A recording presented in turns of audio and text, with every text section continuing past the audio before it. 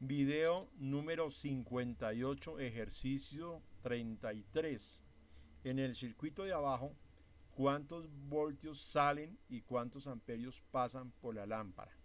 Entonces, este ejercicio es más de cálculo que no de otra cosa. Aquí hay 120 voltios de corriente alterna y el primaria o la bobina primaria de este transformador tiene 100 vueltas. En el secundario de este transformador hay 10 vueltas, dice que circula una corriente de 1 amperio y une el secundario de este primer transformador con el secundario del segundo transformador con el mismo número de vueltas. Quiere decir que el voltaje del secundario del primer transformador es el mismo voltaje del segundo transformador, el primario. Y aquí en el secundario del segundo transformador vuelven a haber 100 vueltas.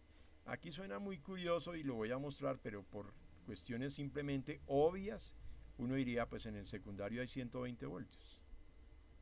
Entonces miremoslo acá, 100 vueltas son 120 voltios, o sea, el primario de aquí. 10 vueltas, ¿qué voltaje es? Entonces despejando X queda 120 por 10 sobre 100 y me da 12 voltios. Aquí en el secundario el voltaje es 10 veces menor porque las vueltas son 10 veces menor. Ahora vamos a tomar el segundo transformador. 10 vueltas son 12 voltios. 100 vueltas, ¿cuánto es? Pues llegamos a la conclusión de que el secundario del segundo transformador también son 120 voltios. Ahora la pregunta es ¿cuántos amperios pasan por la lámpara? Entonces vamos a mirar cuál es nuestro cuento. Dice, voltaje del primario multiplicado por la corriente del primario tiene que ser igual voltaje del secundario por la corriente del secundario. La potencia es 12 vatios. ¿Por qué? Vamos a mirar.